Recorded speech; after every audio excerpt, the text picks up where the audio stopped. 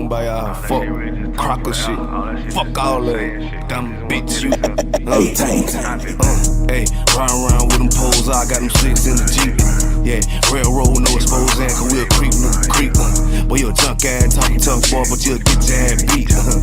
Try that down gangsta shit, boy, put your ass, put to sleep. All the niggas acting like whole nine, but it ain't nothing to me, yeah. Glock with a magazine, pull up on the scene, yeah. Ride around with them poles, I got the sticks in the Jeep. Railroad, no exposed and cause we'll creep, nigga, creep. A lot been going on now, yeah, we strapped to the T. All these crackin' acting like hoes now, but it ain't shit to me. You a jellyfish ass boy, yeah, you see through C. You know soldier bitch, but you a faggot ass drug leech ass leech. Oh, you a army boy, but that's nothing. What steroids to a priest? I got my mind all made up, first, second scene on the street. And these niggas can't let them slide, wanna suck white cracker meat. So I'm on the top of everybody that ain't like me. Can't even speak, nigga. UPK the damn nation climax, put your ass to sleep. Talking on my damn back now, that's what a bitch said to me. But y'all already know that, cause the stock market got me rocking up my feet, nigga. Hey, round around with them poles, I got them sticks in the Jeep. Yeah, railroad, no exposed and cause we'll creep, nigga, creep. Boy, you a junk ass, talking tough, boy, but you'll get your ass beat. Try that down gangsta shit, boy, put your ass, put to sleep. All the niggas acting like whole nine, but it ain't nothing to me, yeah. Glock with a magazine, pull up on the scene, yeah.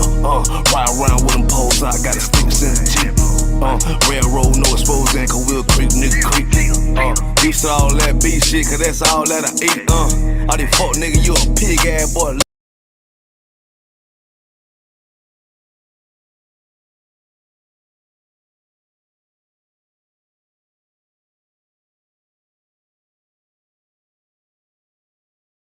Right. Hey, I don't give a fuck about none of that dumb shit you talking about, all that kumbaya, fuck crocker shit, fuck all that, dumb bitch you. Hey, round around with them poles, I got them slicks in the Jeep. Yeah, railroad, no exposed and cause we'll creep, nigga, creep. Boy, you a junk ass, talking tough, boy, but you'll get your ass beat. Try that down gangsta shit, boy, put your ass, put to sleep. All the niggas acting like whole nine, but it ain't nothing to me, yeah. Glock with a magazine, pull up on the scene, yeah. Ride around with them poles, I got the sticks in the Jeep. Railroad, no exposed and cause we'll creep, nigga, creep. A lot been going on now, yeah, we strapped to the T. All these crackin' acting like hoes now, but it ain't shit to me. You a jellyfish ass boy, yeah, you see through C. You know soldier bitch, but you a faggot ass drug leech ass leech. Oh, you a army boy, but that's nothing. What steroids to a priest? I got my mind all made up, first, second scene on the street. And these niggas can't let them slide, wanna suck white cracker meat. So I'm on the top of everybody that ain't like me. Can't even speak, nigga. UPK the damn nation climax, put your ass to sleep. Talking on my damn back now, that's what a bitch said to me. But y'all already know that, cause the stock market got me rocking up my feet, nigga. Hey, round around with them poles, I got them sticks in the Jeep. Yeah, railroad, no exposed and cause we'll creep, nigga, creep. Boy, you a junk ass, talking tough, boy, but you'll get your ass beat. Try that down gangsta shit, boy, put your ass, put to sleep. All the niggas acting like whole nine, but it ain't nothing to me, yeah. Glock with a magazine, pull up on the scene, yeah. Ride around with them poles, I got the sticks in the Jeep. Railroad, no exposed and cause we'll creep, nigga, creep. Beast all that beef shit, cause that's all that I eat. All these fuck nigga, you a pig ass boy, leech ass leech. Yeah, fuck boy, what you talking about? Get your ass put it R.I.P. Nigga, fuck what you talking about to me. All my niggas out here wildin', all my niggas out here styling. All you niggas out there hiding, bitch bodies kept piling. All these fuck niggas riding around, boy, they can't fuck with a nigga. Boy, I'm a sharp boy, true prince, nigga, true nation of Israel. You a fuck boy, nigga, to watch him out, what you talking about? He get stomped out with his AR all lean mouth. Hey, motherfucker RP on the goddamn Vegas damn scene. But it ain't nothing, cause they never got traced back to a real nigga like G. That's it. That's all the beat.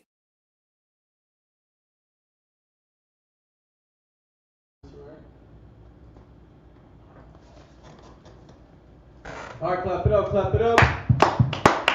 That was Priest Shaw from North Carolina. We're dropping a new video, an exclusive he sent earlier today. Shout out Officer Shaw. What is it? South. Huh? South Carolina? I'm thinking North Carolina. He's from the Carolinas. Listen, he's UPK certified from Carolinas. Shout out my brother Shaw. with that new song. Okay, well, clap it up. I'm Priest Ashar Gapar of the Israelite School of Universal Practical Knowledge.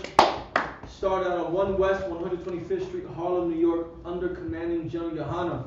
And since our creation, since the establishment of the school back in '69, we've been teaching the truth according to the Bible about who the so-called blacks, Hispanics, and Native Americans are. Giving back their culture, their identity, their history, and it's all here in the Bible. Now today is Monday night's history class, and I thought it fitting to go over a few essays that a brother by the name of Akbar actually created back in the day. I believe he wrote these in the 70s or 80s. Let me just double check. Back in the 80s, 84 was the first time of the publication of these essays. Now Naim Akbar, that's not his real name, that's just the Muslim name he took on when he joined the Nation of Islam.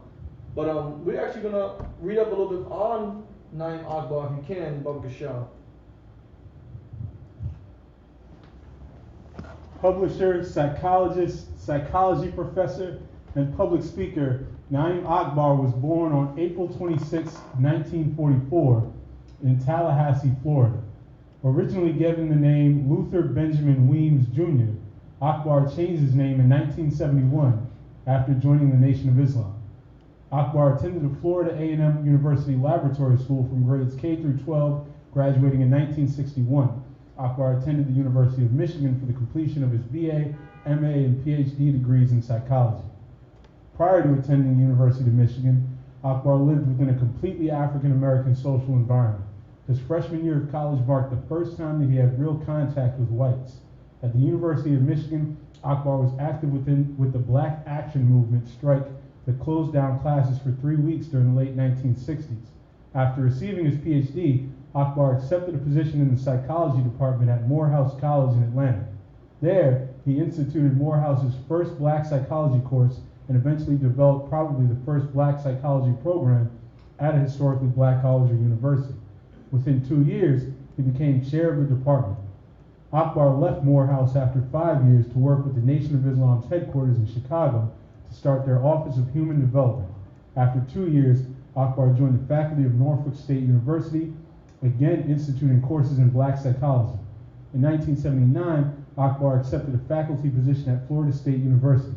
In 1971, Akbar became active with the Association of Black Psychologists, the largest black mental health professional organization in the world.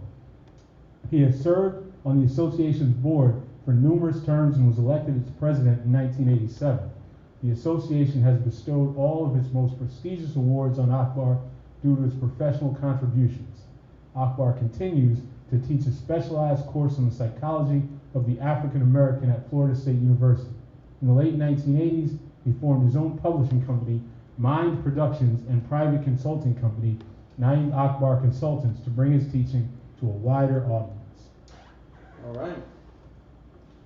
Give it up for that brother. That brother is highly intelligent and has done a lot of work in the field of psychology, specifically geared towards the psychology, mental health of African Americans, going back to slavery all the way up till today. And he's, if I'm not mistaken, he's still a professor over there in Tallahassee. But we're going to be reviewing a book that was 2 essays of his that will end up turned into a book by his production company, New Mind Productions. Now, I actually found this book while roaming the streets of Harlem one Saturday afternoon, and I came across a street vendor who sells books in front of the Popeyes on 125th, and he stopped me because he knows me and a few other brothers who always purchase his books from him, and he showed me this book right here. It's called The Chains and Images of Psychological Slavery. Now, when I saw this book, it immediately struck me because I'm like, okay, chains and images of psychological slavery. That's something that the UPK has talked about since forever. How we still have these chains, even though they're invisible chains, going back to slavery, and how these images that we have been fed throughout the decades and centuries help keep us in a captivated state, in a slave mentality, right? So then I started to do some research on this brother, and dove right into these two essays that he wrote, and found it to be extremely full of wonderful knowledge and insight, especially from a well-educated and a clinical psychologist. Not too many Black and Hispanic people can gain such a reputation because of all the things that we're faced with on a daily basis, whether it's financial oppression, economic oppression, literal oppression, things happening in our families, the criminal justice system. Fortunately, this brother was able to, one of those brothers that was able to defeat the odds. And I wouldn't necessarily call him a sellout or a traitor like you'll see with a bunch of other like Muslim or Christian pastors or athletes out there. This brother has actually devoted his whole life to the mental well-being and psychology of African Americans here in the United States. So I want to give that brother a quick round of applause, because the work that he's done and been able to put together, it will definitely be used to help free the minds of our people who are still trapped in this Western society and their mindset. So in here, right, in this book, there's two sections here.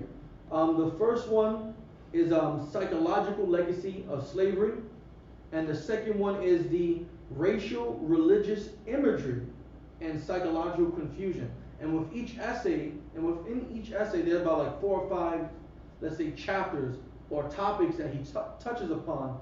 And we are going to start, because this is going to be part 1. We're going to start on the psychological legacy of slavery.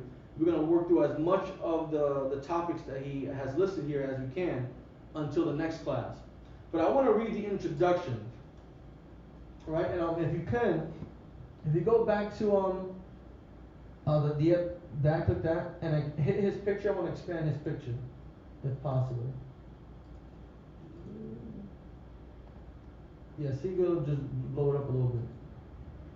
No, it's fine. No, just Control plus to increase the screen. Yeah, share that, but we'll show. Let's see how it looks. Perfect. Okay. Right. So that's Naim Akbar. Now I want to read just some snippets of his introduction here. I would suggest everyone, go on Amazon.com. You can get this book anywhere from $10 to $25 on Amazon. Again, it's called Chains and Images of Psychological Slavery by Naim Akbar, Ph.D. All right. So right here on page 2, I'm going to want to read this section here. It says, as cruel and painful as chattel slavery was, it could be exceeded only by a worse form of slavery, right? Now we all know that physical slavery was horrendous, right? It lasted for about 300 years, 400 years, just considering the bringing of the so-called Negroes over here. But the psychological slavery, the slavery actually was started long before that, from the 1400s, where the conquistadors actually were enslaving the Native Americans. It just so happens that he's only focusing on the African American experience, all right? Which really can be applied to Native Americans and so-called Latinos, right? It says, this worst form of slavery, so he's saying that there's something worse than the actual physical form of slavery, right? This worst form of slavery, along with chattel slavery, is the subject of these two essays. So remember, it's the 2 parts of the book, of this book that he has right here. The psychological legacy of slavery, and the second essay, which is the racial, religious imagery, and psychological confusion.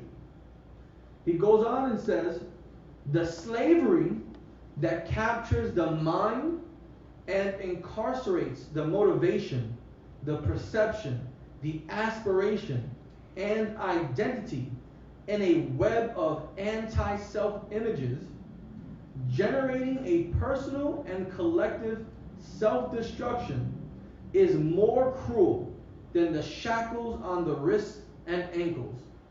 Now, that might have been a good amount to digest, so let's just read it very slowly again. It says, the slavery that captures the mind.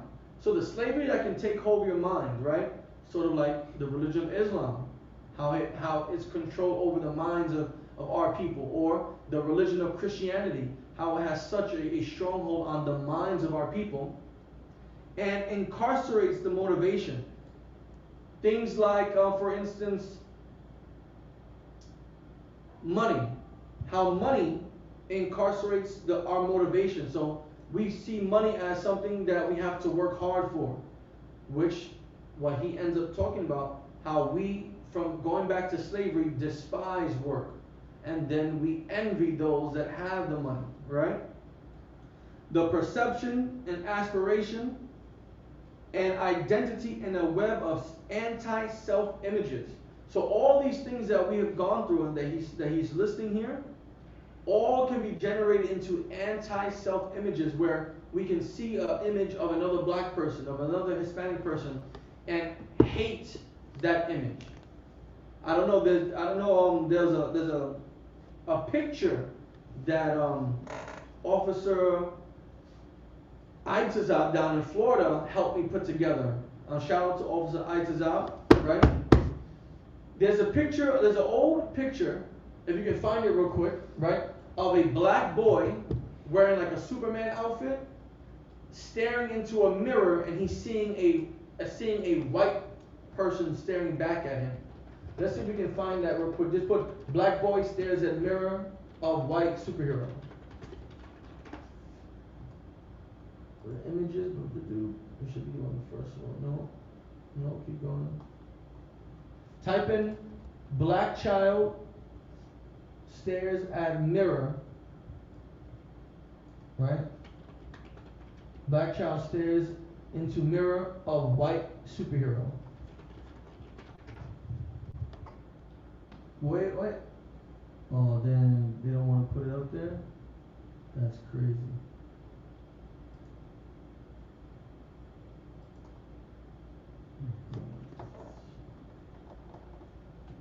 That's okay. Right, so there's an image. I know I have it here too on my phone. Let me see if I can find it real quick. That's gonna take way too long. Anyway, right, so there's an image of this black child staring into a mirror, and this reflection is a reflection of a white superhero staring back at him. So then Officer Itazab and I came up with the idea of using an image from a brother, I believe out in, I forgot where, I think it's California maybe. A brother, his son, that one right there. Right? So we ended up making our own version where one of the brother's sons, who's maybe like 3, is standing in a Ma'adim Shabbat, with his hands behind his back, staring at a brother who's dressed up in a glorious garment or whatnot. Yeah, that's the image right there. Right? You don't have to blow it, that's good enough. Or what? So that's the image, right? Anti-self images. We would have the mindset, we have been given and conditioned to have the mindset that when we look in the mirror, we think white is great, is superior, right? But then when we actually see ourselves, we think of ourselves as inferior, not as good or wrong or bad. So we ended up making a reverse image where the little brother was staring into a mirror and seeing a reflection of another brother in a UPK garment, right? So then it says, generating a personal and collective self-destruction. And all the things that have transpired since slavery has led to us being personally destroyed and destructive in nature, and collectively as a race of people, as a group of people, as a community, as being self-destructive. It says, is more cruel than the shackles on wrists and ankles. Because at least you know when you have handcuffs on, you're imprisoned, right? But when you're just walking through life, generation after generation, doing all these things that are hindering you from growing, hindering your people for advancement, keeping you stuck in a state of being where you're not succeeding, you're not progressing, you're being subconsciously controlled by the masses, is worse than actually having shackles and chains on your wrists and ankles. It says here, the slavery that feeds on the psychology, invading the soul of a man, destroying his loyalties to himself, and establishing allegiance to forces which destroy him, is an even worse form of capture. Think about it, right? Invading the soul of a man feeds on our psychology, destroying the loyalties we have to ourselves. That sounds like the brainwashing and conditioning that has been placed upon us since we were freed in 1865 or what have you. How we've been conditioned to, because of slavery, we've been conditioned to love our oppressor. Through religion, we've been conditioned to love our oppressor. And now that we no longer are being forced with like whips and chains to love our oppressor, we just have a natural, innate desire to love him and to serve him, generation after generation after generation. It says the influences that permit an illusion of freedom, liberation, and self-determination while tenaciously holding one's mind in subjugation is the folly of only the sadistic. So like this whole concept, this whole strategic implementation of how we go about living our life, right, has been strategically put upon us to make us think we're free, to make us think that we're in control, to make us think that we're doing things of our own accord to attain such a status, right? When in reality it's not. Okay? There's a lot that he states in just in this introduction alone. This entire introduction could be one whole class if we really sat down and got to it. But one last thing that I want to touch upon in his introduction, right? Well, two more things. One, he talks about the ghost of the plantation, right? He mentions that the ghost of the plantation. And what I've been able to gather is that although the plantation, that physical plantation, no longer exists, the ghost or the spirit of the bondage of that plantation is still upon us today. So we suffer from that ghost or that mentality that we're still stuck in that plantation. Hold on one second. I think also ISUPK just hit me up.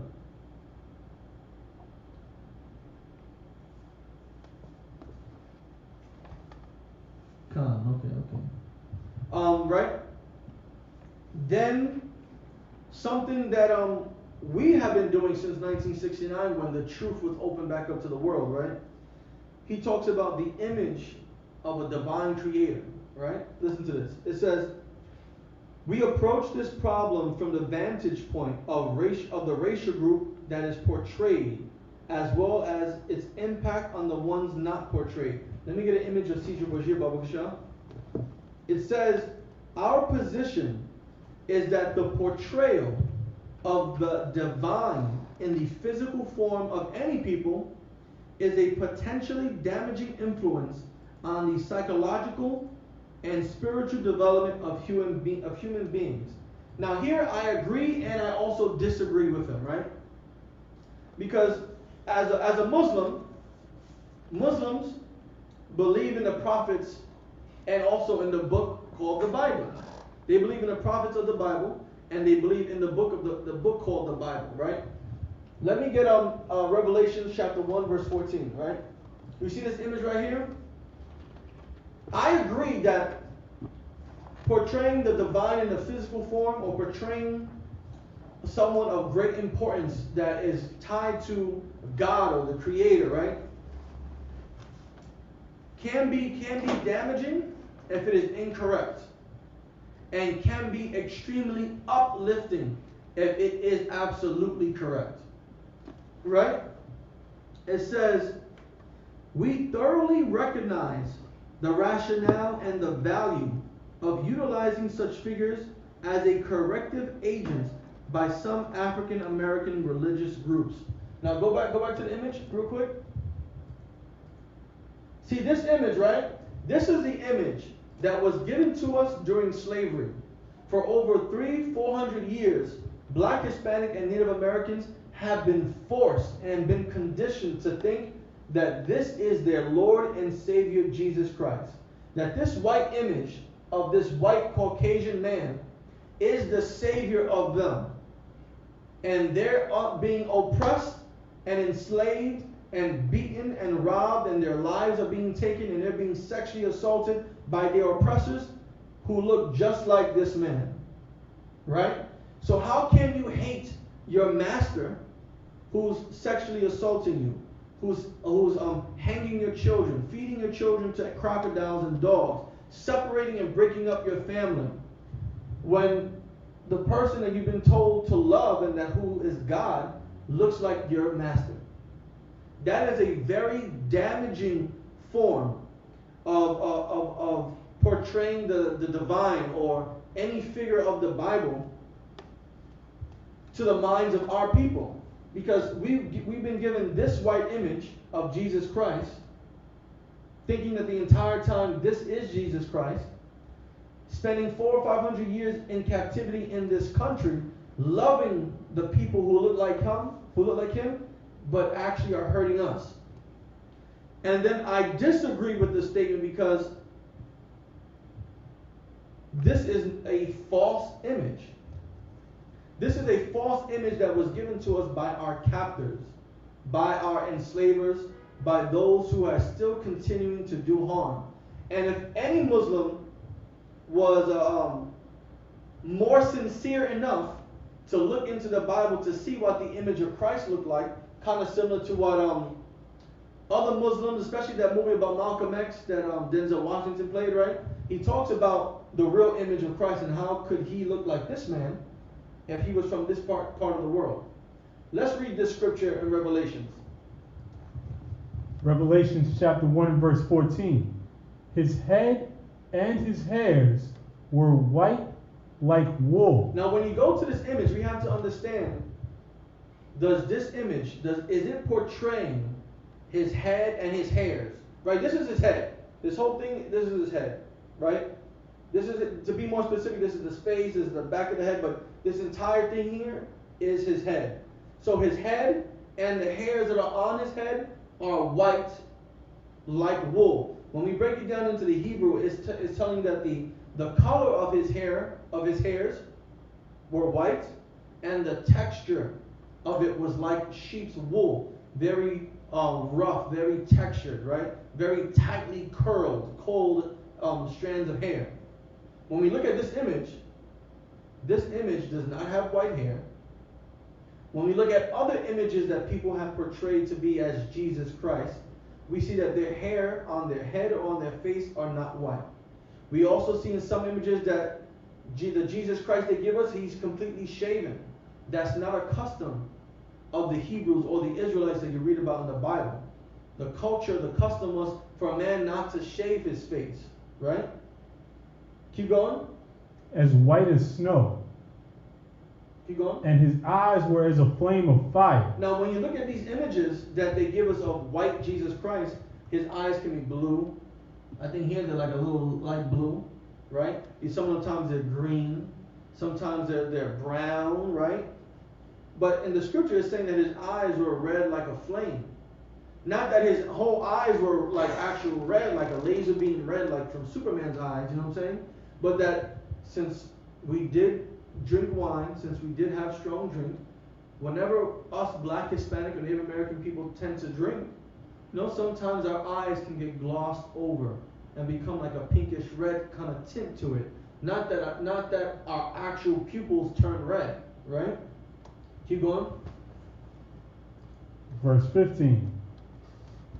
And his feet like unto fine brass. Now, if you look up what brass is, you'll see that brass is a brownish looking color. Keep going.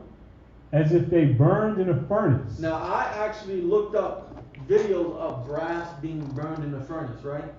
When the brass is in the furnace, it's being hot, and it's like a glowing red, right? And then when you take it out after it's cooled down, you see how dark it looks, how blackened it has become, because it has been put in extreme heat and basically kind of set on fire. It's saying that his feet, which would be a representation of the rest of his complexion on his body, was a brown color, a brass-like color, but the color is as if it was burned in a furnace. So he was a very dark man, a very black man. Keep going. And his voice as the sound of many waters. Now, when I look at this image, I think of a high-pitched voice. You know, I also, when I look at this, I don't see brass as it burns in the furnace. When you look up other images of the so-called, of this Jesus Christ image, right, that you Christians have loved for centuries, you see he's actually pale white. Right? They tried here, right? They tried to give him a little tan here. They tried to give him a little tan here. You know what I'm saying? They tried, but he still got blue eyes. He still got white wavy German Shepherd hair. I'm glad that he's not shaven looking like a woman. But in other pictures, if you look up other pictures real quick, escape that. See other pictures, you know, he's unshaven. He's really white here. He looks very effeminate here. That looks like a woman just with a beard painted on. You see that he's very white, right? Looking like a Roman, like a Greek. So it says, if we go back to the book, it says, we thoroughly recognize the rationale and the value of utilizing such figures as a corrective agent by some African American religious groups. There is no like a, how can I say this? It's not like we're giving a black image of Christ to just solely combat this white image. We're giving you the truth of the Bible. The Bible states in Revelation chapter 1 that it depicts Christ as a dark man who had a certain type of hair color, who had a certain type of hair texture. And when we look at these images, it goes against to what the Bible states. It goes against to what these white Christians, these slave masters, have pushed upon the minds of African Americans and Hispanics and Native Americans. They've given us a false image of our Lord and Savior when he actually is depicted a different way in the scriptures. And Christians love to say they believe in the Bible. Christians love to say how much they love God.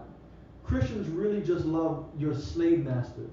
For all you Christians out there, from whether you're from down south, the west side, the west coast, the east, Midwest, you just love white people. You've been conditioned to love your ancestors, slave masters, and their descendants. You just love white people so much, you can't open the Bible for yourself and just figure out how Christ could have really looked like. It says here, the fact that some people have chosen to retaliate in an affirmative fashion by depicting the heavenly host in black racial characteristics, in contrast to the Caucasian racial features which have characterized our view of religious figures throughout our Western history, represents a reasonable reaction. Now, it is reasonable not to use it as a retaliatory type of way, but it is absolutely reasonable and righteous to bring the truth. Because when we look up into books like Russian icons, we can see all the black and brown images of all the priests and prophets in the Bible. We can Google right now and see that in Russia, they have a black Madonna and a black baby Jesus. Why? Why is stuff like this hidden from us slaves by our white slave masters? It's not just a reasonable reaction. It's a righteous reaction. It is a reaction that is fueled solely by the truth to dispel the lies that white Christians have put upon us since times of slavery. Right? You got that? Look at all these images of a black Madonna and a black baby Jesus, of a black Mary and a black Jesus. These are the images that have been hidden from us since before slavery. These are the images that we were never shown, we were never taught about, they were never spoken at the dinner table, because we are so in love with our slave master that we, even when we close our eyes and think of Jesus Christ, we're still thinking of that white, disgusting bastard, Cesar Borgia. Right? We're still thinking of him. It says, We commend those whose vision was broad enough to spot the destructive influence of these images on the psyches of non-white people. Now, I don't know why you're commending these people. The Bible has been around for centuries. The Old Testament, like a millennia or two, right? The people of this book knew the truth. The people who had this book in their possession knew what the truth was. It wasn't until the 1300s and 1400s where things were changing in Europe, where black people were now becoming oppressed, where white people were starting to come into power and take power back from the righteous men of the Lord, right? So now we're going to jump right into the first essay. You can take that off the screen, Bible Shop. We're going to jump into the first essay. Any comments in there? His brothers and sisters saying shalom. Okay, no swear. Shalom, Yahweh, thumb to the brothers, Yahweh, Shemon, thumb, Hashem, to the sisters. Let's get into the first essay. It says, the psychological legacy of slavery. Now, as I was going through these things, I was, doing some highlighting of my own and some underlining and sectioning off sections.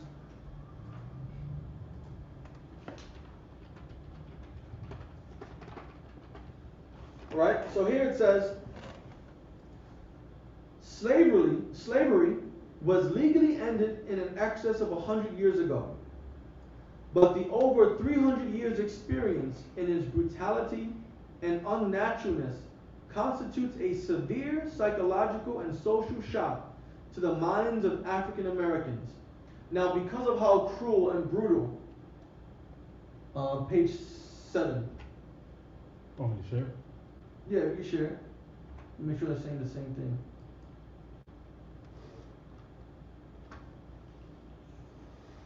If you can zoom in on just the section, we're on page 7 right now.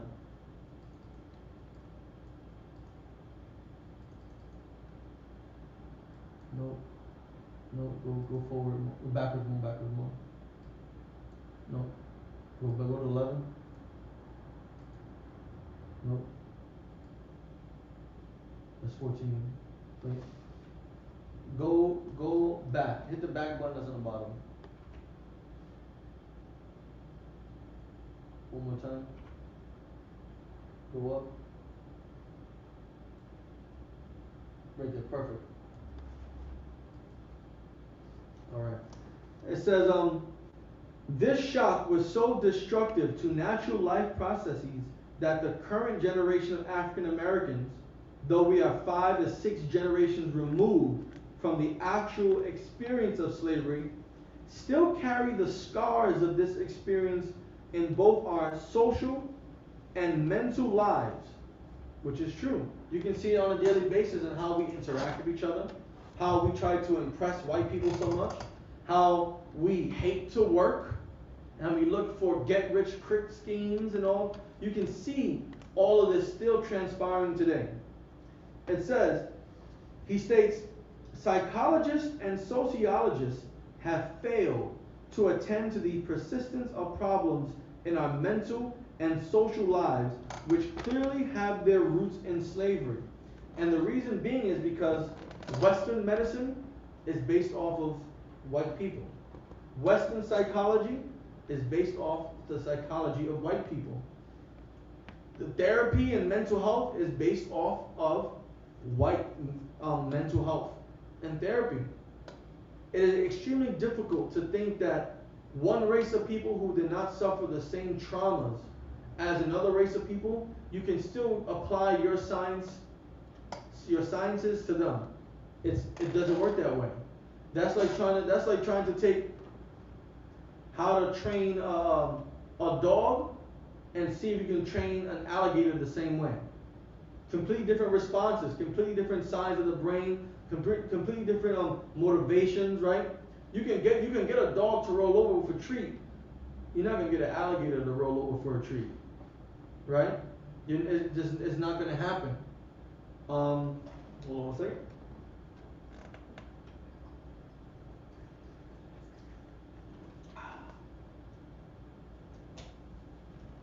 Let's go on to page 8. And you can go back to the next page, go Michelle.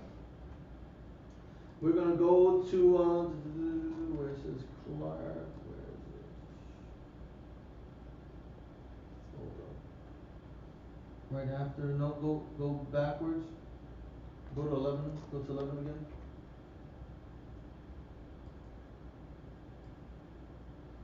Okay, perfect. Where it says in order, there we go on the bottom paragraph. Okay. It says, in order to fully grasp the magnitude of our current problems, we must reopen the books on the events of slavery, which is absolutely true, right? Go into the Bible, what was written aforetime, right? He's stating that in order to understand how life was back then, the severity of life back then, how our ancestors were treated back then, in order to understand, we have to reopen these books. We have to go back into time and fully review and give it a full analysis. We have to analyze all the things that had happened to us, why they had happened, the types of ways that things were forced upon us, the cause and effects of certain things that were done to us. We have to go back and truly understand what has led to our condition today. If you can read that scripture, Bob Michelle. Romans chapter 15 and verse 4. For whatsoever things were written aforetime. Whatsoever was written aforetime, right? This is in the New Testament right here. This is talking about all the things that were written in what was considered the Old Testament. The Torah, the Tanakh, the Chronicles of the Kings, the Judges, right? We have to look back in the Bible and look and read all these things that had happened. The curses of our people, the blessings of our people, the history of our people, what we did right, what we did wrong. We have to go back to and fully analyze these things so that we can be able to live a certain way in the future. He's saying that for slavery, in order for us to understand and really grasp the concept of what was done to us, we have to review as well. We have to review the period of when slavery was in full effect and full blown here in the United States and the entire world. Right? Keep reading. Were written for our learning. Because it's absolutely correct. What was written in that Bible in the ancient times is supposed to be for our learning today. Now he's making a comparison that what had happened to our people back then should be used for our learning today. How can we get out of poverty if we can't open up the history books and see what shaped our poverty? How can we stop being the number one to commit homicide, to commit black on black crime, Hispanic on Hispanic crime, if we can't open up the history books and look how we were treated, or how we were forced to treat one another just for the enjoyment and entertainment of our oppressors? We have to be able to do this in order to get ourselves out of this condition. Please keep reading. That we, through patience and comfort of the scriptures, might have hope. And this is where comfort is going to come from. Having patience that in this Bible, if we can just be patient and do the things that were commanded of us, we would have comfort knowing that the prophecies will all come true. If we can just come together in sincerity and look back on the history of our people in this country, see what worked, what didn't work, see how things were done to us, it would allow our people to have a better understanding, have the patience to know if we were to fix these issues, we can have comfort. It's almost like we're using the Bible to validate some of what the things that this psychologist is saying, because it doesn't matter if he's a Muslim, it doesn't matter if he's a Christian. What matters is that this is a black man who has devoted his life to understanding the psychology of the effects of slavery on our people. And that is extremely important, because we can all be psychologists and read the Bible and see how slavery and during the time of the Romans affected our people. how slavery during the time of the Assyrians or the Persians affected our people, how we treated each other, how we changed who we were, how we lost our identities and became Greeks or became Romans, is very important to be able to help us as a people move forward in life, to progress in life, to take our right position in this world, which is to rule the earth. It says, our objective should not be to cry stale tears for the past, nor to rekindle old hatreds for past injustices. Listen, I disagree here. I think it is very important to rekindle old hatreds of the great injustices that were done upon our people.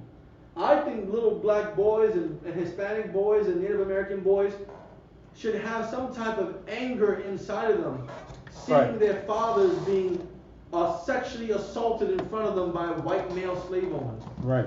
I think little black girls and Hispanic girls and Native American girls should have some form of disgust knowing that their grandmothers and their aunts were sexually assaulted by white slave owners. There should be some type of there should absolutely be a rekindling of hatred and anger and animosity towards the injustices of our people and towards those who actually committed those injustices, right? Because if our future sons know how cruel and how evil and wicked our white slave masters were back then they would know never to touch or even stand next to a white woman when they're older. Right. If our young, beautiful black, Hispanic, and Native American daughters could learn about and see and read all the atrocities that white men done to their female ancestors, that they would know they should never sleep with a white man ever. They would have some form of bond to keep us together because of the crimes that had happened. What you got here? Oh, Salaki. Go ahead, read it. Ecclesiastes 7 verse 7. Surely oppression What? Surely oppression. And the injustices that happened to us was oppression. The oppression that we suffered in America, the oppression that our ancestors suffered during the times of the Romans and the Greeks and the Babylonians and the Assyrians, that oppression, surely this enslavement will what? Maketh a wise man mad. Will make a wise man angry. So what this brother is saying, that he doesn't want to, his objective on this essay is not to rekindle old hatreds. Listen, old hatreds must be rekindled. Because oppression is going to make a wise man mad. If we want to be wise, if we want to be able to find ways to get out of this oppression, we have to understand how upsetting oppression will make us. We have to understand that the oppression that our ancestors were forced to suffer through and endure, it needs to be used to make us mad today. Because what happens with anger? You get motivation out of anger. You know, people on the left-hand side, when they're hungry, they're angry that they're hungry, so they go out and commit a crime, right? Or on the right side, when people are hungry, they get mad that they're hungry, and you know what they do? They learn how to grow crops, bake bread. They learn how to go and fish. There's two ways you can go about it. We're going about it on the righteous way. We don't want harm to fall upon our oppressors. We don't want to take up arms against our oppressors. What we want to do is to raise our children to stay the hell away from you. Right. What we want to do is to raise our daughters to never even think about sleeping with a white man ever. What we want is to make our young boys grow up to only love their people and not white people, not African people, not Asian or Arab people. What we want our people to do is to not side with America in anything that it does. America wants to go to war, leave black, Hispanic, and natives out of it. America is suffering a depression, black, Hispanic, and Native American people don't want nothing to do with the fall of your economy. We want to be completely separated in mind, body, spirit, financially, economically, emotionally, physically. We want to be separated from our slave masters, and we need to be angry to do so. It has to start with anger, because right now we love our oppressor. We love our oppressors so much, we want to be their entertainers. We want to be their athletes. We love our oppressors so much, we want to still serve them. We want to go fight in their wars and die in their battles. That's how much we love our oppressor. It's time that we start to hate our oppressor and not do any of those things. Right. You want to say something? No? Okay. It says, instead, we should seek to enlighten our path of today by better understanding where and how the lights were turned out yesterday. Well, it's very simple. The lights were turned out when we started to disobey God. Go to Deuteronomy chapter 28, please. Go to verse 1 and then verse 15. We know where this so-called, where the lights were turned out. The lights were turned out because we decided to disobey our God. If we would have never disobeyed our God, we would have never gone into the multiple slaveries and captivities we have been through. We would not have to worry about abortion clinics. We would not have to worry about drug crises, right? We wouldn't have to worry about things like this. Read Bible, Kasha. Deuteronomy chapter 28, verse 1. And it shall come to pass, if thou shalt hearken diligently unto the voice of the Lord thy God, to observe and to do all his commandments which I command thee this day, that the Lord thy God will set thee on high above all nations of the earth. See, now your Christian pastor, whether he's dead or alive, whether she's still alive, listen, your Christian pastor does not know the truth. Your Christian pastor has been lying to you since before he was even born, because his Christian pastor lied to him. Your whole belief in the Christian religion is garbage. They don't teach you the Bible, and they don't teach you what God says in the Bible. They teach you what their slave master has allowed from generation to generation. Your slave master was the one who taught your black Christian pastor the Bible. And that's how it has always been. Those theological schools all run and fueled by white dollars and white beliefs. Right. Every single one of them. Right? So if we would have read the Bible for ourselves and not just from our Christian point of view, we would know that the reason why black, Hispanic, and Native Americans suffer here in America is because God gave us an order to obey him forever.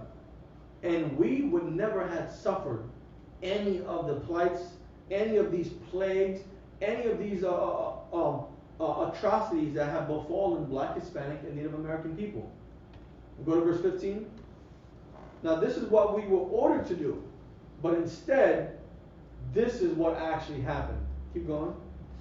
But it shall come to pass, if thou wilt not hearken unto the voice of the Lord thy God, to observe to do all his commandments and his statutes, which I command thee this day, that all these curses shall come upon thee and overtake thee. This is actually what happened. Because we decided to disobey God, this is why we suffered 400 or 500 years of slavery in America. This is why we suffered slavery in Babylon, Assyria, Persia, in Greece, in Rome, in Europe, here in the Americas. This is why we suffer from HIV and AIDS rates, from cancer, homosexuality, right? Our children being born gay and whatnot. Listen, that's failed parenting. That's failed leadership. That's false. That's a belief in false doctrine that has allowed us to accept these things because we failed to obey God, right? It says we should also understand that slavery should be viewed as a starting point for understanding the African American psyche and not as an endpoint. Therefore, the study of the African American psyche should include psychohistory, but it should not be exclusively concerned with events in the past. Let's move on. Let's go to the first topic. It says work. Right? No, go back. Right there. Work. Right? We're going down to where it says basically. Right there, that one right there. Boom. So this is now talking about work. He's going to break down the concept of work, where he feels and believes that work comes from, where our thoughts about work stem from. It says, basically, I'm going to read this quote from Kenneth Stamp, right? Kenneth Stamp, he wrote, this is why I like this book so far, this book, because in his appendix, he puts all the sources that he got everything from. So, Kenneth Stamp, right, wrote, "The peculiar institution, slavery in the antebellum South," published by Vintage Books in New York in 1956. And here he's quoting page 79, right? It says, "Slavery was forced labor. Kenneth Stamp described the work of the slave as occurring from day clear to first dark. The day's toll would begin just before sunrise and would end at dusk." So he writes this observation, "Except for certain essential chores, Sunday work was uncommon but not unheard of if the crops required it. On Saturdays, slaves were often permitted to quit the fields at noon. They were also given holidays, most commonly at Christmas and after crops were laid by." This is being used to show, right, how in slavery, our work, we had days off and times off, just like we have here in our work. We get days off, we get time off for lunch. The work starts at one time, ends at another time, right? It says, basically, however, work was a daily chore, beginning in early childhood and continuing until death or total disability. The slave was forced to work under the threat of abuse or even death, but the work was not for the purpose of providing for his life's need. Right? Us being slaves, it was under the threat of death or abuse or being beaten to a pulp. You can see all these stories, read all these stories, watch all these documentaries on how slaves were treated, right? You can watch one of my top 5 favorite movies, Django Unchained with Jamie Foxx, and you can see all the horrendous things that were done to slaves who didn't work as hard enough, right?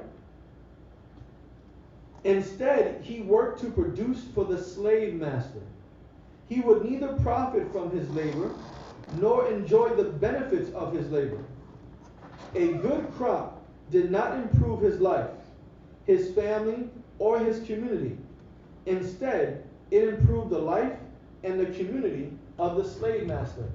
This is biblical. Go back to Deuteronomy 28, Baruch Shah. Go back to the whole chapter, Baruch Shah.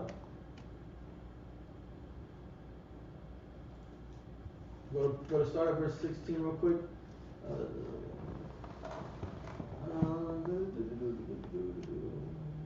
Scroll down. Stop. We're going to go to the scripture here. Scroll down. Keep going. Keep going. Stop right there. We're going to start at verse 38. Deuteronomy chapter 28, verse 38. Now keep in mind, we're talking about how we were forced to be slaves, but none of the work we actually did benefited our life. All the work we did benefited our slave masters. And the scripture here, these curses are going to prove it. Go ahead.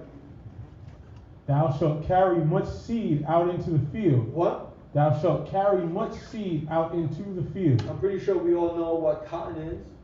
You know, you got to plant cotton. I'm pretty sure we all know what tobacco is. You got to plant the tobacco plants.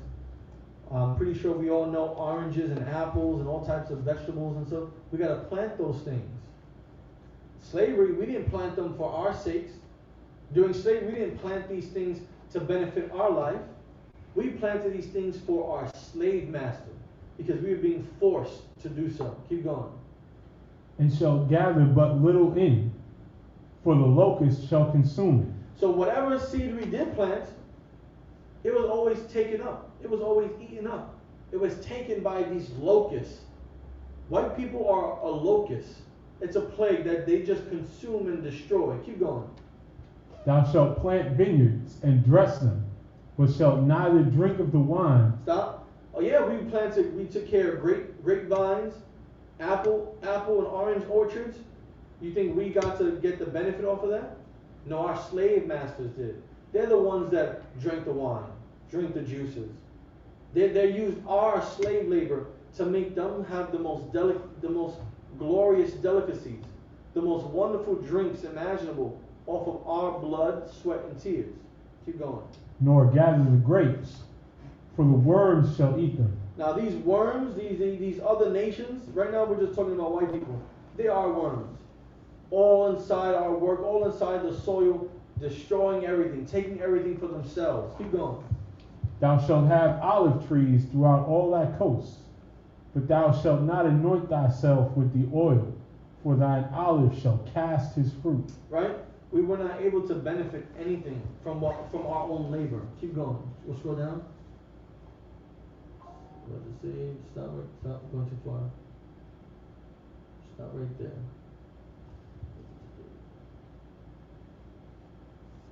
Go to verse 43. Verse 43. The stranger that is within thee shall get up above thee very high, and thou shalt come down very low. Right? And this is what happened. This stranger, this oppressor, this slave master, used our labor, took advantage of us to put themselves very high, and we were put very low. Let's get back to this book, right? It says, work in a natural society is looked upon with pride, both because it permits a man to express himself and because it supplies his survival needs. As a natural form of expression, work is not too distinguishable from play. Now, I can understand that, right? Brother T, I know you said you were a DJ, you're a DJ, right? You might find enjoyment in DJing. That is work that doesn't probably feel like work, right? Me, when I was working with children with mental health and stuff like that, it didn't feel like work. I was having a blast working with children. Helping them build vocabulary skills and helping them learn how to be more sociable, helping them develop skills that they would need in high school and helping them prepare for college. It didn't seem like work. It was more like fun, play, because I got to do things that I love and help people that I cared for, other Black and Hispanic people. However, during slavery, work was used as a punishment. The need for workers was the most identifiable cause of the African Americans' enslavement. White people didn't want to plant their own farms. White people didn't want to spend hours fishing for fish. White people didn't want to go spend hours trying to hunt and put deer urine all over them so they can blend in with, and deer won't smell. Listen, white people are lazy. It says the most identifiable cause for our enslavement was for the need of workers. White people needed workers. Work came to be despised as any punishment is despised. Work became hated as does any activity which accomplishes no reward for the doer. Work became identified with slavery. That's what slavery was. You working not for yourself but for others. That is slavery. Now here it says, right? Let's see. Go to the chat. For anyone that's in the chat right now, you put me on the screen. For anyone that's in the chat right now, what do you call your job? I want you to answer. Anyone that's in the chat right now watching, what do you call your job? Your place of employment. What is one word you give to your job or your place of employment? Come on, 30 seconds.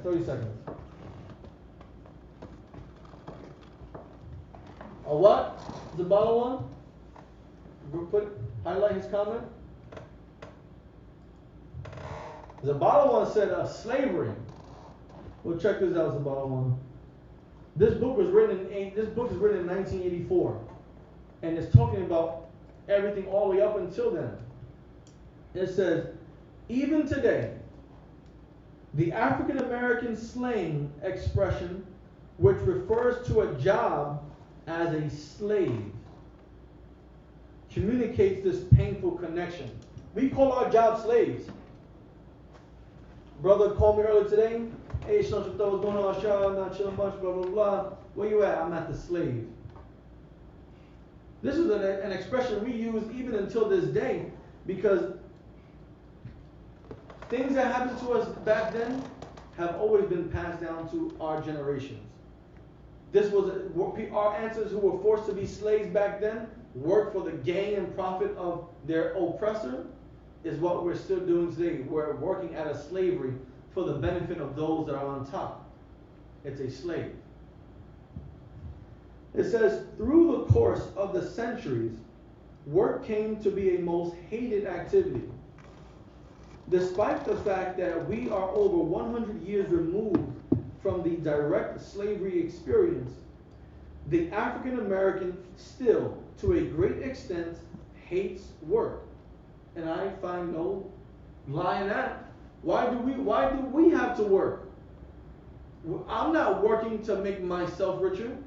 I'm working just to survive and to make someone else richer. Right? Work is identified with punishment. Work is equated with inferiority. Now, only those who were inferior were forced to work, while those who were looked upon as being superior did not have to work.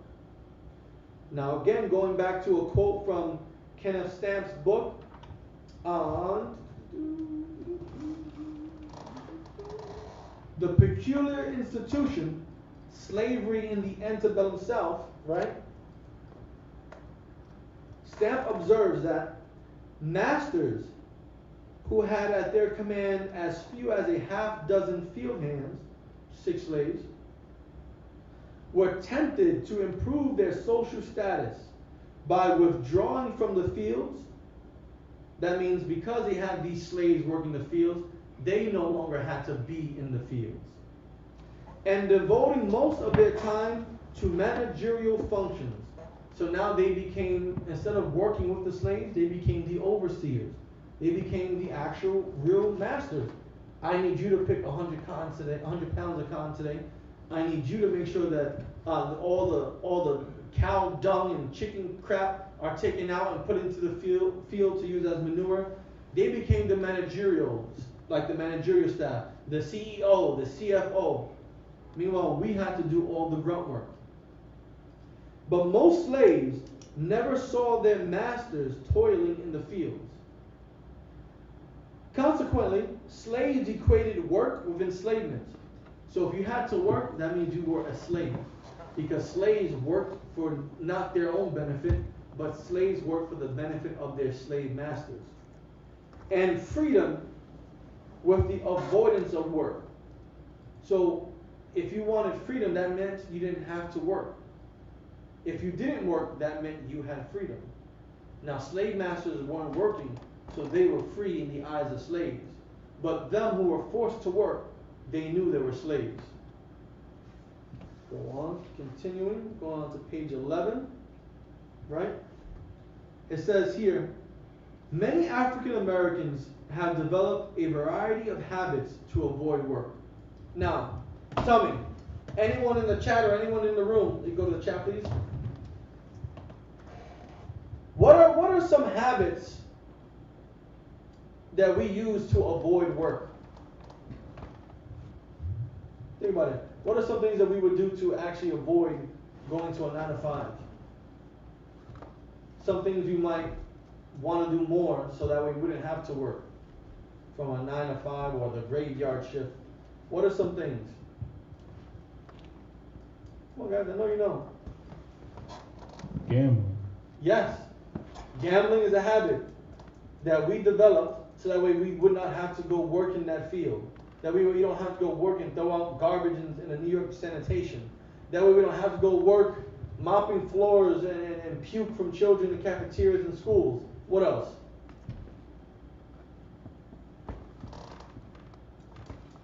See? What do you think of some habits? Lesson 1 of Rich Dad, Poor Dad. The rich don't work for money. How's that a habit? What it means is that if you're working for money, you're being a slave. So you have to do other things to get out of that. So what are some habits that would develop so that way we would not have to work? You have to have your own business, your own skill sets, so that you're Own not- business, okay. so you're That not was a relying good on one. other people. The bottom one said to sell drugs. What else did he put? To rob and steal? Yes.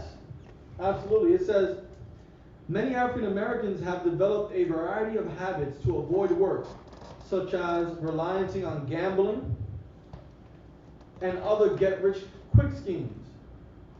Some of the difficulty that we experience in generating independent businesses and institutions, so like how you said, it would be wise if we created our own businesses, created our own institutions, right?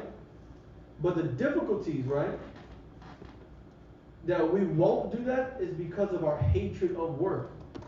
It takes work to start your own business. Oh, yes. It takes work to hone a skill, to utilize it to make you money. It takes work. You don't need work to go say, hey, give me everything in your pocket. You don't need work to go and sell drugs. Well, you do need work. You got to sell the work. If you know what I mean. If you know, you know. They're not actually working as someone, a normal person would work, working a 9 to 5, let's just say, right? It says, it is still difficult to view the long-term reward of sustained work as being adequate to erase the stigma of such toil. Like, we cannot picture all this hard work into starting our own business. We can't picture it to be more beneficial enough to get rid of all the hours that we're going to have to devote to it, all the money that we're going to have to invest in it, all the time it's going to take for us where we don't see any return right away. The benefit, the end result of having your own business is not a motivating factor. It's not going to get the idea of how much work we have to do just to get it, right? It is much easier to work, often considerably harder, for someone else and get a predictable, periodic salary and a work schedule, which lets one create an illusion of leisure. Listen, you go to work from 9 to 5, you got Saturdays off, Sundays off, you're making a couple of $1,000 a month, you know, you get 2 days off, you know, it's like it creates you some type of leisure. You get to use this money that you earned to pay for an apartment that someone else owns. You get all this money to pay for food that someone else is providing because you don't own a farm. You don't own any mills to ground up grain into flour. You don't own a farm where you get to get your own fresh milk. You're paying someone else your money for everything that you have in life. The clothes, none of us have any cotton mills where we get to spin our own fabric and make our own jeans, right? We don't have none of these things. So we're working, we're slaving, and it's giving us some type of leisure. Oh, we get to a couple $1,000 in our pocket. Let's go to the store and shop. When someone else owns that store. Someone else had those clothes made that you're buying. Someone else made that Kellogg's Frosted Cornflakes that you're eating, right? But we have this illusion that we're doing well for ourselves, when in fact we're still slaves because we still have to work to eat. We still have to work to survive. We're still working for someone else's benefit. We're still working to pay someone else's rent. We're still working to pay for someone else's food. We're still working to pay for someone else's clothes. We're still working to pay for our children to go to someone else's institution of higher education. We're still slaves. Every Friday evening until Sunday, becomes Emancipation Day all over again. So every Friday night till Monday morning we become free again. We're free. You know? Many African Americans become over-dependent on welfare as a way of life. Look up the statistics on that. How many African Americans are on welfare? Then look at how many Hispanics are on welfare, right? It says, many African Americans become over-dependent on welfare as a way of life. This too can to an extent be related to the historical root of associating work with slavery. What you got? 50.1% of those receiving SNAP, TANF, and rental subsidies were black, and 27.7% were Hispanic in 2014. Here's the more recent level strap. But over 70% in 2014 were black and Hispanic people who were receiving public assistance, welfare.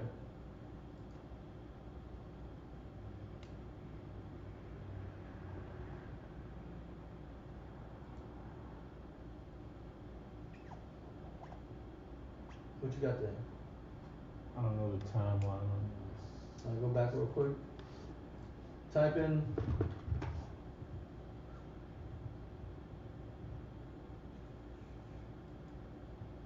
the Pew Research Center.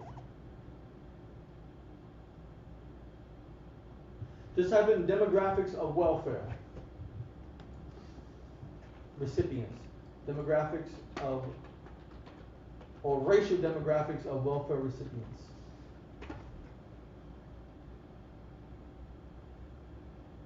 Read what it says there, right up top.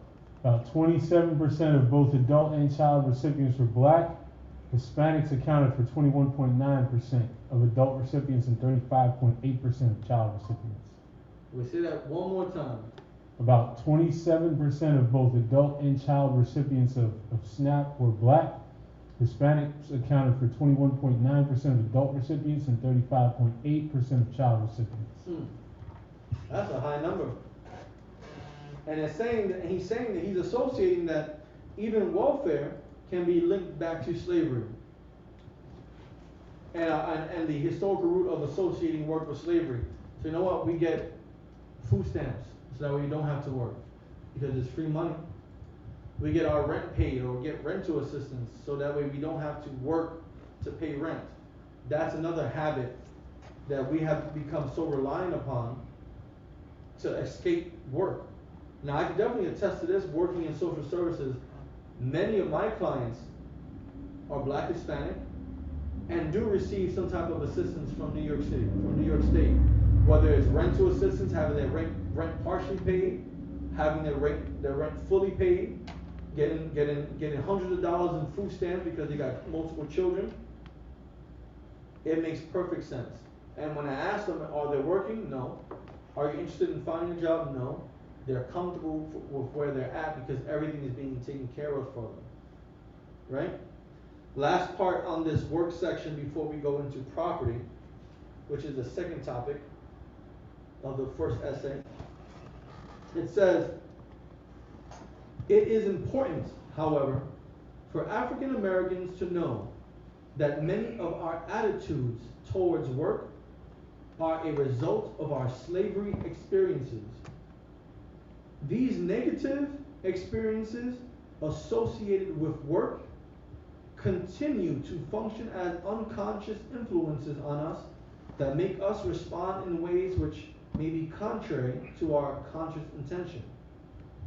Awareness of these influences and their source begins to free us from their effects. Our slang, our songs, our jokes, our attitudes transmitted from one generation to the next preserve these reactions as if they were acquired yesterday. Now all these negative experiences unconsciously have been passed down. Imagine what, if one person's living on welfare, right? Imagine what their parents were doing, or how they were living. Then imagine how their parents were, and then their parents, right? If one person's parent, if my parent was a drug dealer, what was his parent? What was his parents doing if they didn't want to work? What were their parents doing if they didn't want to work? It all gets passed down subconsciously, unconsciously, right? And the only way for us to break out of this is to be conscious of these intentions. Why am I selling drugs? I'm selling drugs because it's easier than working a 9 to 5. I'm selling drugs because I am being provided with a greater amount of income in one day than I would working a 9 to 5 for a week. Why am I gambling? Well, I'm gambling because I have the opportunity to gain a lot more money in one throw of a dice or one flip of a card at the blackjack table to win money that I would take me 2 weeks to make. Why am I on welfare? Because I don't want to work X amount of hours, X amount of days to be able to pay for my rent, which is X amount. To feed my children, which is going to cost this amount. So I would rather have someone pay for my rent. I would rather have someone give me free money to feed myself and my children. We gotta come to the understanding that once we make the decision to actually work, we have to know why we are working. We can't be stuck in the mindset that we are working to benefit someone else. Although it is true, there comes a point in time where we have to invest in owning some type of skill. There comes a point where we have to invest in starting our own business. Because just because you work for Dunkin' Donuts, slaving for 10 years, learning how to make donuts, learning how to make different types of coffee, why can't you open up your own coffee shop and make your own donuts? You already know how to make them. You know what's going to take to keep it running. We just fail to see the benefit of working for ourselves, which overshadows everything that's positive that can come at the end.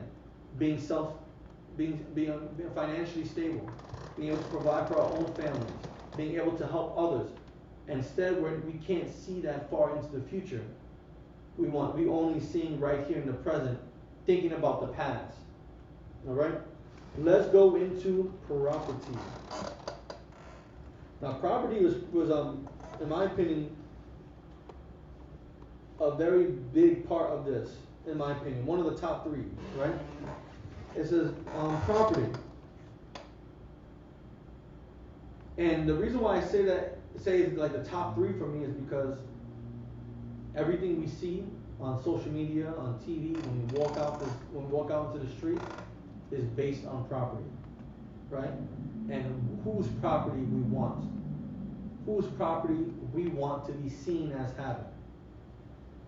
The slave master's fine house, beautiful landscaping, exquisite clothes, and objects were associated with his power and status. Who were the first people to drive Lamborghinis? Anyone know? The first type of people to drive Lamborghinis? White people with money. Who was the first people to own all these fancy, humongous castles and houses here in America? White people with money.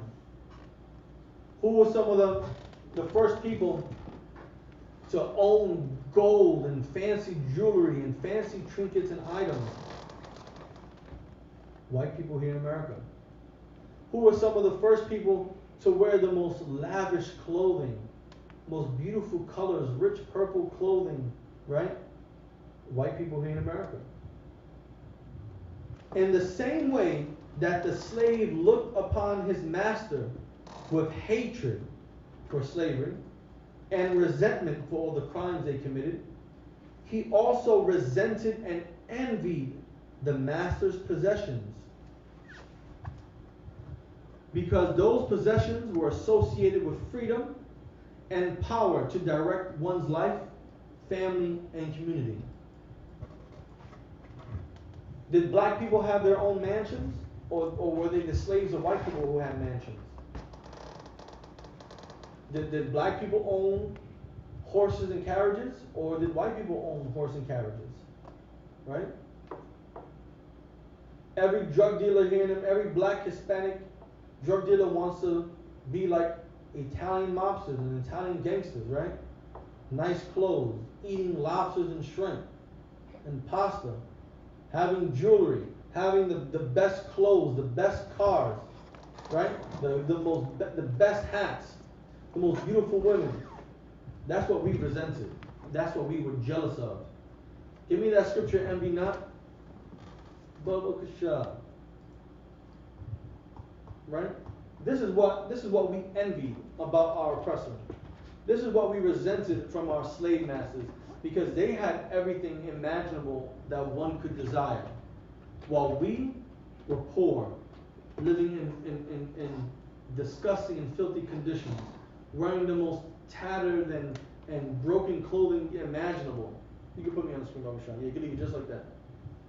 Read, Baba Shah. Proverbs chapter 3 and verse 31. Envy thou not the oppressor, and choose none of his way. It says, envy not thou oppressor. We were jealous of our oppressors because they had everything. They had stability, they had freedom, they can come and go as they please. They didn't have to ask for permission to go to the store. They did whatever they wanted to do. And we associated all these possessions that our master had with freedom. The power to control one's life, their family, their community. Excuse me. And we had none of that. We still don't have none of that. It says African Americans have the slavery influence of mixed attitudes toward material objects and property, which is true. We want the nice Rollie. We want the newest BMW. We want to drive in a Porsche 911 and get a Hellcat, right? We want to fly in G6s across the skies, right? We want to have everything luxurious, that everything luxurious in material and wealth and in image and thought, because our slave masters had them. It says, on one hand, those objects are still associated with the master's power. Therefore, there is a tendency to resent property and to take a secret, unconscious delight in attacking it. Get me a video on YouTube, Abu Shah. Get me black people, Hispanic people vandalizing stores during George Floyd riots.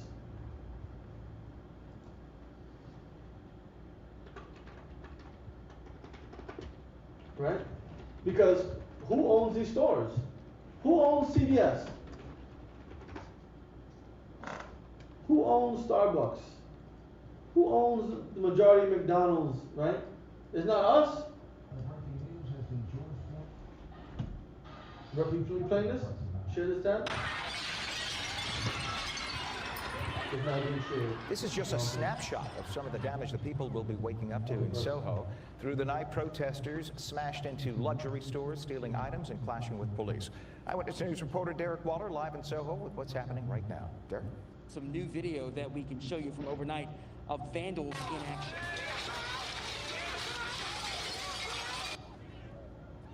Looks like a lot of black and Rioters Hispanic people. smashed windows all along Broadway, Spring and West Broadway. High-end stores like Gucci, Versace, Tory Burch broken into and looted. Police believe the destruction is a result of organized anarchists infiltrating peaceful protests, finding areas where police are not present, and causing chaos. We did see some protesters try to confront the vandals. One man even discharged a fire extinguisher, obviously to no avail. There is damage everywhere you look. Honestly, it looks like a war zone. Some rioters also set fires, including a dumpster that was set on fire. And as I just showed you, that unoccupied police vehicle here on Broadway as well. Thankfully, no reports of any injuries there, but protesters were blasted with pepper spray during some tense moments. I attempted to be a white ally and to put my body in front of the cops. They were using their batons, and a cop just sprayed me. It's my first time being pepper sprayed. And back out here live, we are at the... Yeah, good for her. Anyway, you see all the destruction that we were doing, and we don't own Gucci stores. We don't own Louis Vuitton stores. We don't own Birkin stores. We don't own all these luxury stores, right? But this brother is saying that there is a tendency to resent property and take a secret unconscious delight in attacking it. You saw all our people there smiling, crashing, and breaking these windows. There was some type of joy they had in destroying their slave master's property. Certainly, some of our tendencies toward vandalism and abuse of property have their origin in these experiences with property. Property is still viewed as belonging to the master and not to the slave. They weren't destroying the property of black-owned businesses. They were destroying white establishments. Gucci, Louis, Macy's, breaking into Macy's, all these high-end stores that belong to white people. Right? You can make that screen smaller, about yourself. Perfect. It says, this finds additional expression when the African American is thrown into public housing and rented properties, which are in fact still owned by the descendants of slave masters. You know, all these projects, all these public housing, they're not owned by us, they're owned by America, by the descendants of slave owners. That's whose property you're living in. That's who's paying your rent. Though your slave master's government is paying the rent for your slave master's property that you're sleeping in, that you're laying in. Vandalism is unconsciously gratifying in that it acts out that long-present resentment of master's property. Given the persisting dependence on the master, it is safer to be neglectful of his property than overtly hostile towards him. You know why? Because no one is going to go do this to white people. They will burn down the house. They will smash the windows and set the car on fire. But black and Hispanic people, I won't dare go harm white people. Right. And you shouldn't go harm white people. You also shouldn't go and destroy white people's items. You should love yourself more to not even buy them in the first place. We need to start loving ourselves more to not want to covet the items of our oppressor. Right? It says, on the other hand, slavery produced an unnatural attraction to material objects. The cast-off hat or the dress passed down from the big house to the cabin became a symbol of pride and status. So whenever the master gave away a shirt to one of his slaves, it was looked at as something that you had to have because it was special. It was such a beautiful shirt, unlike any other shirt that any other slave would have. When a dress was being thrown out, the women had to get that dress because it was a dress that was beautiful in their standards. No other slave had this dress, right? It became a symbol of pride and status. So if you were able to get one of your slave master's dresses, you were big amongst the rest of the slaves. If you were able to get that hat that master no longer wanted, then you were looked upon as a special slave. That you were special enough to get this possession from your slave master. And now you can wear it around the other slaves who are all going to envy you, who are all going to look at you in some resentment because now you have this power, this token, this little symbol of wealth.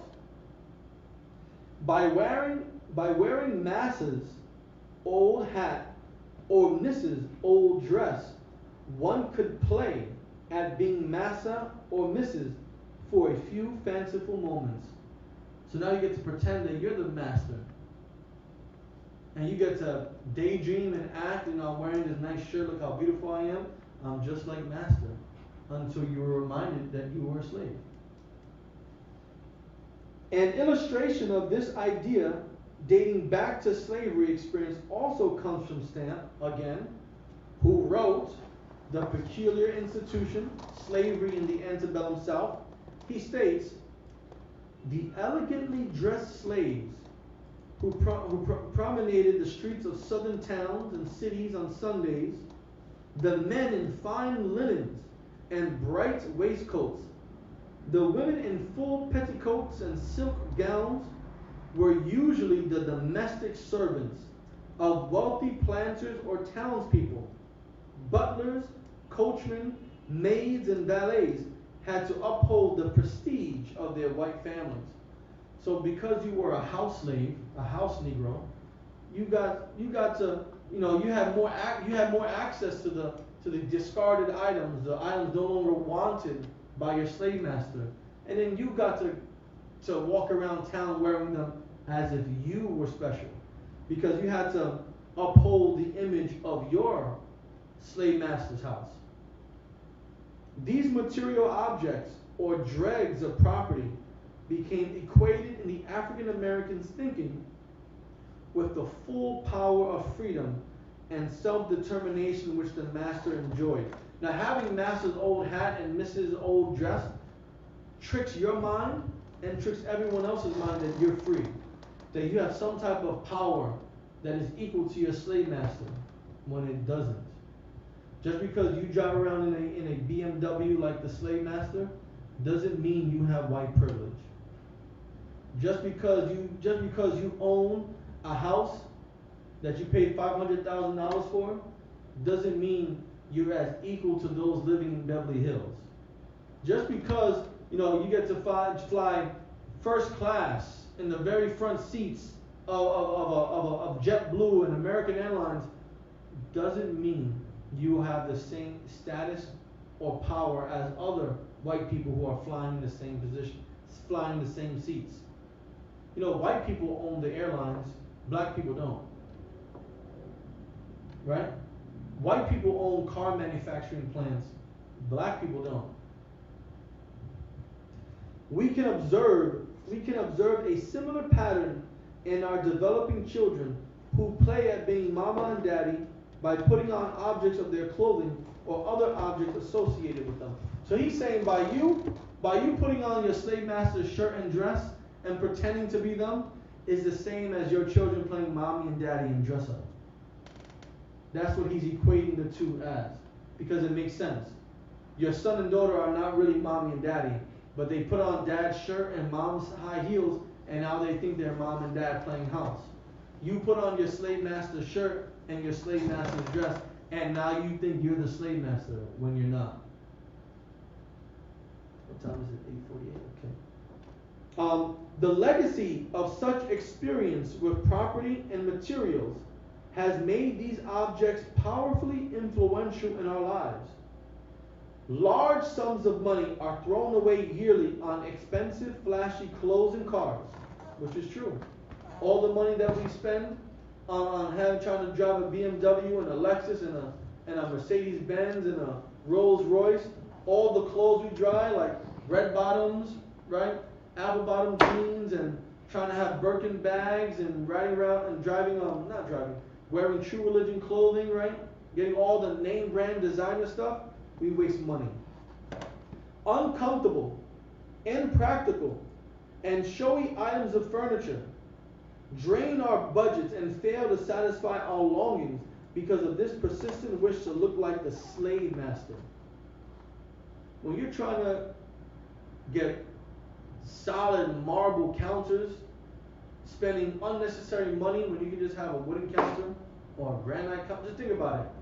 I remember when my parents bought our first home, I could never understand why spend all this money on a marble countertop. It weighed a ton just to get it into the house, right? For what? How much? Like, I never knew how much it cost, but how much did that cost? What could we have done instead of purchasing that marble countertop? Aisha, look up the average cost of a marble countertop. And I'm not saying this is just some plain white marble. I'm talking about it had a gray, brown, tan, black, white spiral design. I'm like, how much did this thing cost?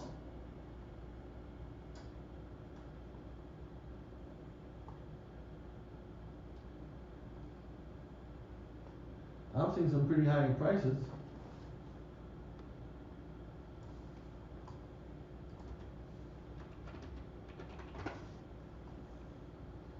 around $60 per square foot, or more than $100 for high grade marble per square foot. So that'd be about $2,000 to $5,000. My parents spent $2,000 to $5,000 on that. You know what they could have done? They could have just bought me an Apple laptop that I needed for college instead of the Dell.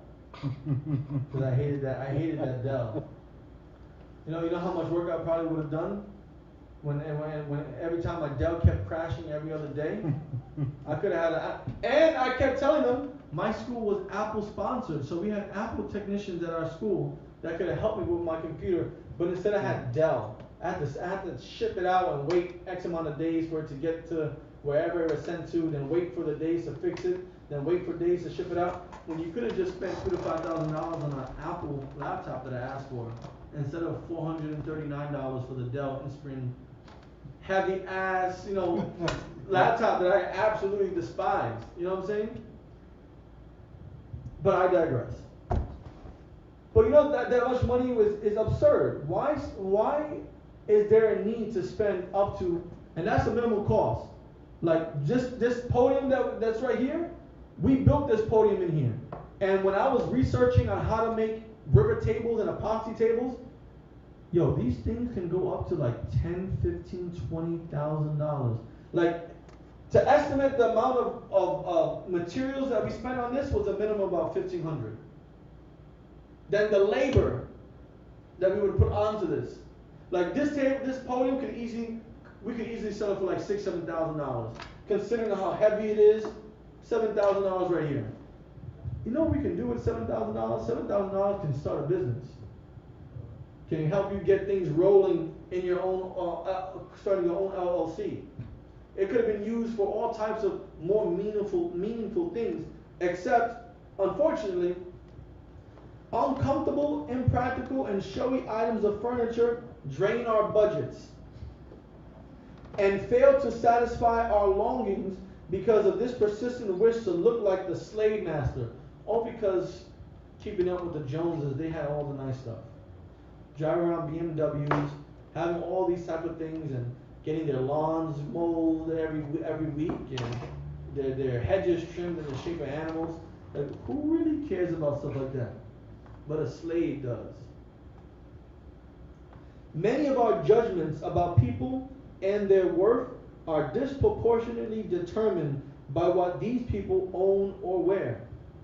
Listen, I don't know about y'all, but in the era I grew up with, if you did not own ACGs, the type of Nike boots, you were poor. If you weren't wearing Ralph Lauren polo, if you didn't have that little Ralph Lauren, put those designs up there, Lacoste, right? You didn't have that little green alligator on your polo shirt, and you had an Old Navy plain polo, you were poor. If you didn't have that little Lacoste or the Nautica symbol on your polo shirt, you were poor. If you weren't wearing a Chanel belt or a Gucci belt or have Louis Vuitton slippers, you were poor. And that is what gives a person of a perceived reputation or status based on the things that you either own or don't own. Type in Lacoste and Ralph Lauren polo shirts.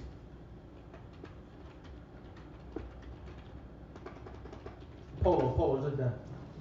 Yeah, if you didn't have the little man on the horse on your shirt, you were poor. If you didn't have that little alligator on your shirt, you were poor. If you didn't have the Nautica little sailboat, you were poor. That Gucci symbol, you were poor. That's the era I grew up in. I can't imagine the other generations before me what was considered to be high class or not. But this is my era here in the 90s and the early 2000s, right? It says, we spend great energy and wealth acquiring these objects associated with power rather than actual human, social, political, and economic power, which is true. Why would I want to go buy a Lacoste shirt and spend $100-something when I don't even own the company Lacoste? Why am I going to go spend a minimum of $45K on the new BMW when I don't own a car manufacturing plant? Why am I gonna go and buy a mansion, right? Buy a 5-bedroom house when I need to take out a loan from the bank? I can't just buy it outright, and I still gotta pay the mortgage to the bank every month. I don't own that house until it's finally paid off. I don't even own the land, because if I don't pay my taxes, the government's gonna come and take the land. What sense is that? We have no human, social, political, or economic power because we focus on all these things that have no meaning in life. Walking around with the newest Jordans means nothing. Absolutely. It costs like $10 to make a pair of Jordans, and you're over here killing each other over Jordans. It makes no sense for us to be trying to drive the latest car when all that car does, it takes us from point A to point B. Your feet do that for free, right? It says there is a frequent tendency to confuse tokens of power with genuine power based upon the slave experience. Because once again, if you have Mrs. Dress, that little token gave you some type of power. Having Master's old shirt gave you a token, that little small trinket of power that every other slave looked upon as something of value. What time is it?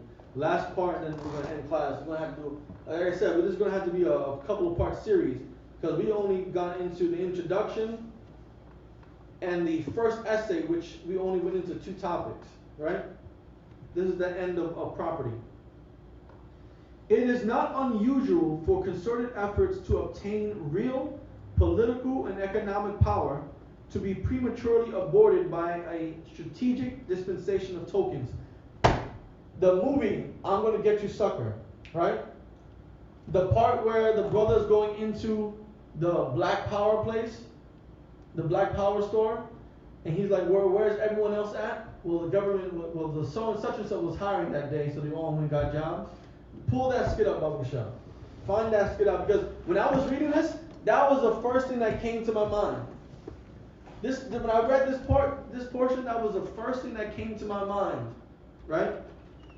It is not unusual for concerted efforts to obtain real political and economic power, right?